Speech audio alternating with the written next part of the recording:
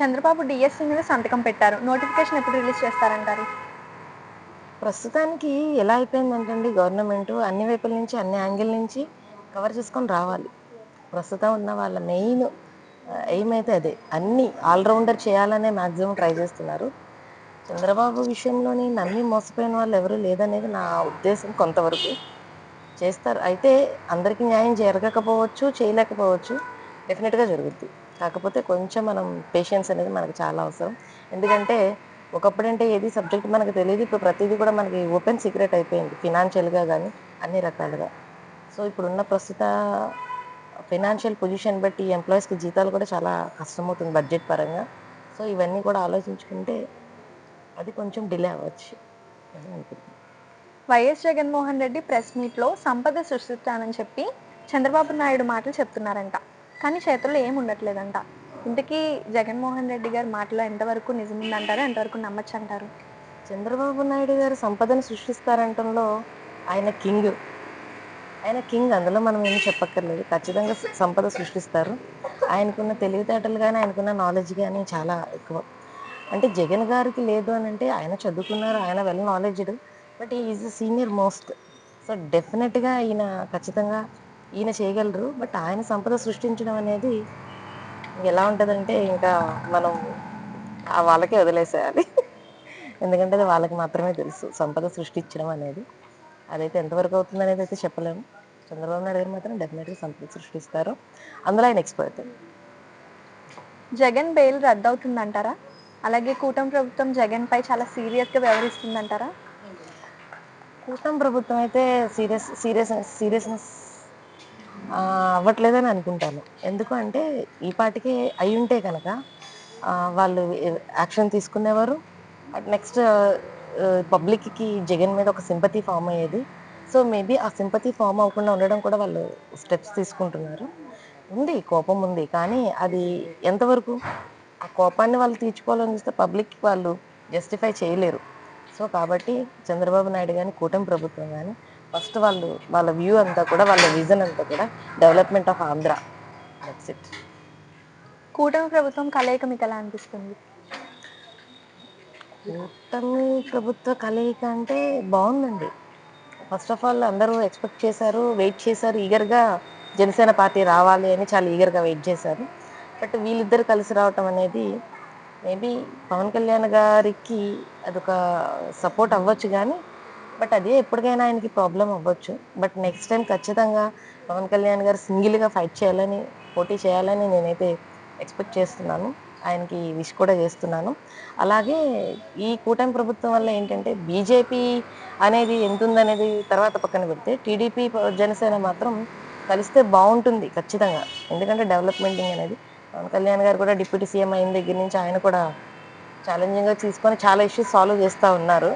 But అవి ఎంతవరకు 100% success అవుద్ది అనేది అయితే క్లియర్గా చెప్పలేము. ఆంధ్రప్రదేశ్లో రోడ్ల మరమ్మతులు జరుగుతున్నాయంటారా? ఖచ్చితంగా జరుగుతున్నాయండి. ఎందుకంటే మొన్న లాస్ట్ పొంగల్లోనే చాలా ఏరియాస్ చూడడం జరిగింది. డెఫినెట్గా ప్యాచ్ వర్క్ అయితే జరుగుతుంది. ఎక్కడైతే కొత్తగా అవసరమవుతుందో ఖచ్చితంగా సీసీ రోడ్స్ అనేవి ప్రొవైడ్ చేస్తున్నారు.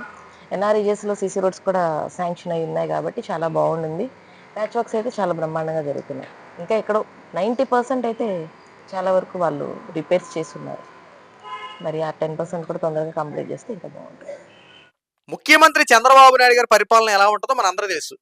ఆయన మాటేస్తే ఆ మాట నిలబెట్టుకోవడం కోసం ఎంతవరకైనా వెళ్తారన్న విషయం అందరూ తెలుసు. ఏదైతే సూపర్ 6 పథకాలు ఇచ్చారో ఆ సూపర్ 6 పథకాలు అవలంబించడం కోసం ఏ రకంగా అయినా సరే ఆ పథకాలు అవలంబించడం కోసం అన్ని చర్యలు తీసుకుంటారు. అలాంటి చంద్రబాబు నాయుడు గారి గురించి వైఎస్ఆర్సీపీ పార్టీకి సంబంధించినటువంటి జగన్మోహన్ రెడ్డి ఏం మాట్లాడుతున్నాడంటే, సంపద సృష్టిస్తా, ఆంధ్ర రాష్ట్రాన్ని అభివృద్ధి చేసి చూపిస్తానన్నటువంటి చంద్రబాబు నాయుడు గారు మాటలకు మాత్రమే పరిమితం అయిపోయారు, చేతల్లో చేసేదేమీ లేదు. అంతేకాకుండా సూపర్ 6 పథకాలు పక్కన పెట్టేశారు అంటూ జగన్మోహన్ రెడ్డి మాట్లాడుతా ఉన్నాడు.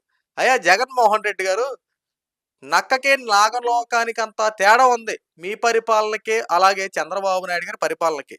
మీరు మాట్లాడుతున్నారంటే దెయ్యాలు వేదాలు వర్లిస్తున్నట్టు ఉన్నాయి మీరు చెప్పే ప్రతి మాట. ఎందుకంటే ఈ రోజున కూటమి ప్రభుత్వం అధికారంలోకి వచ్చి 7 నెలలు కంప్లీట్ అయింది. అయితే చంద్రబాబు నాయుడు గారు ఈ 7 నెలల్లో ప్రజలను ఉద్దేశించి ఎన్ని అభివృద్ధి పనులు చేసి పెట్టారో, ప్రజల కోసం ఏ రకంగా మొన్న విజయవాడ వరదలొచ్చినప్పుడు ఏ రకంగా కష్టపడ్డారో, ఒక శ్రామికుల్లాగా ముఖ్యమంత్రి హోదాలోనని చెప్పి మర్చిపోయి, ప్రజలతో నేను ఒక సమానుడినే, ఆ కార్మికుల్లో నేను ఒక కార్మికుడినే అన్నట్టు చంద్రబాబు నాయుడు గారు 74 సంవత్సరాలు ఉన్నటువంటి చంద్రబాబు నాయుడు గారు మోకాళ్ళ లోతుల నీళ్ళలోకెళ్ళి ఎలాంటి సహాయక చర్యలు ఒక కార్మికుల్లాగా ఎలా చేశారో మనం స్వయంగా మన కళ్ళకి కట్టినట్టు చూసాం. అలాంటి చంద్రబాబు నాయుడు గారి గురించి ఈరోజు మీరు హేళన చేస్తా ఉన్నారు జగన్మోహన్ రెడ్డి గారు.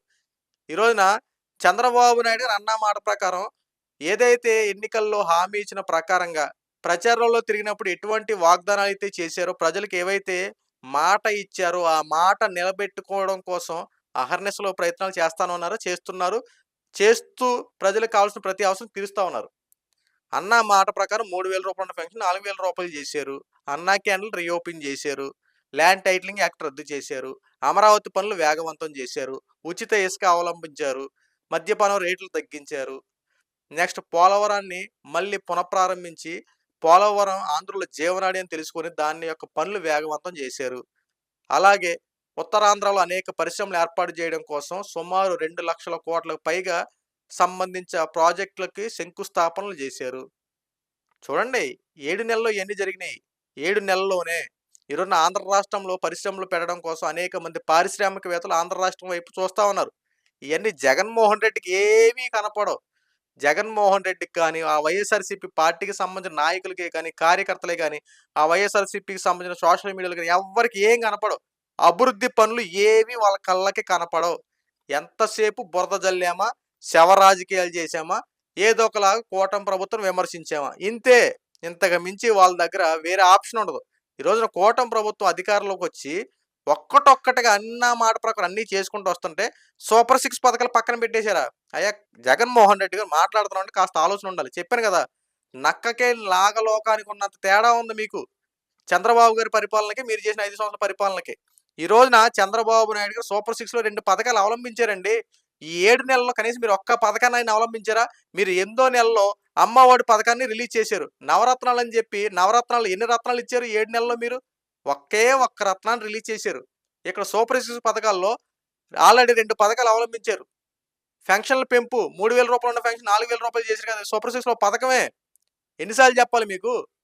దీపం పథకం, దీపం పథకం కింద ఉచితంగా 3 సిలిండర్లు గ్యాస్ ఇస్తున్నారు కదా, అది అవలంబించారు కదా. ఎన్నిసార్లు చెప్పాలండి మీకు? ఎందుకండి జగన్మోహన్ రెడ్డి గారు బురద జల్లాల నెపంతో లేనిది ఉన్నట్టు ఉన్నది లేనట్టు వార్తలు క్రియేట్ చేయడం, దీన్నే ప్రజలకి మభ్య పెట్టేలా ఏ వార్తలు నిజమని చెప్పడం ఎందుకు వచ్చిందండి? ఈ రోజున కూటమి ప్రభుత్వం చేస్తున్న పరిపాలన ఒకసారి చూడండి. వాస్తవాలు ప్రజలు తెలియపరచండి. ప్రజలకి అన్న మాట ప్రకారం అన్నీ చేస్తూ అన్నీ అన్నీ అదే విధంగా చేస్తా ఉండంటే ఎందుకంటే బురద జల్లి రాజకీయాలు చేయడం? సంపద సృష్టిస్తానని చెప్పి చంద్రబాబు నాయుడు గారు పక్కకి వెళ్ళిపోయి కాలయాపన చేస్తా ఉన్నారా? కాలయాపన చేసే మనిషి ఆయన? కాలయాపన చేసేవారు అయితే ఈరోజు దావోస్ వెళ్ళి పరిశ్రమలు తేవడం కోసం అక్కడ ఎందుకు ఎంత ప్రయత్నాలు ప్రారంభిస్తారు? ఈ వయసులో కూడా అంత దావోస్ వెళ్ళి అంత కష్టపడాల్సినంత అవసరమా చంద్రబాబు నాయుడు గారికి? ఖాళీగా కాలయాపన చేయాలనుకుంటే.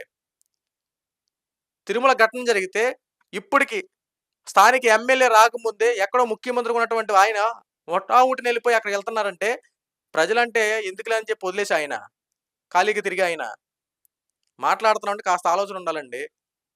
చంద్రబాబు నాయుడు గారు అలుపెరగని పోరాటం చేస్తారు. ఆయన్ని పని మనిషిని ఒక రకంగా పొలుస్తారు. ఎందుకంటే పని మనిషి అంటే ఏ రకంగా ఉంటుంది? ప్రజల కోసం అనునిత్యం చేసేవాడిని పని మనిషి అంటారు ఒక రకంగా చెప్పాలి. ఎందుకంటే చంద్రబాబు నాయుడు గారు ఏం చేసినా ఒక ఆలోచనాత్మకంగా చేస్తారు. చంద్రబాబు నాయుడుకి ఉద్యోగస్తుల్ని అసలు ఖాళీగా ఉంచరని చెప్పి ఉద్యోగస్తులు చాలా మంది బాధపడతా ఉంటారు. ఈయన పని పని పరిగెట్టు పరిగెట్టు అంటారు. ఆయన ఖాళీగా కూర్చోరు, అనేక మందిని ఖాళీగా కూర్చొనివ్వరు. చంద్రబాబు నాయుడు గారి యొక్క ఈ మేనేజ్మెంట్లో ఎలా ఉంటుందంటే, ఈ గవర్నమెంట్లో అడ్మినిస్ట్రేషన్లో ఎలా ఉంటుందంటే, చంద్రబాబు నాయుడు గారు పని కనపడిందంటే అక్కడ ఫుల్ఫిల్ అయిపోవాలంతే. అందుకోసం ఉద్యోగస్తులు కనుక ఉరుకులు పెడతానే ఉంటారు. ఆయన ఖాళీగా ఉంటారు, ఎదుటి వాళ్ళని ఖాళీగా ఉంచరు. పని విషయంలో అలా ఉంటుంది. అలాంటి వ్యక్తి ఈ రోజు ఖాళీగా కూర్చున్నారా? ఏం మాట్లాడుతున్నారండి? వాస్తవాలు ప్రజలకు చెప్పండి. ఈ రోజున ఇంత పర్టికులర్ వీడియోలు ఎందుకు చేయాల్సి వస్తుంది?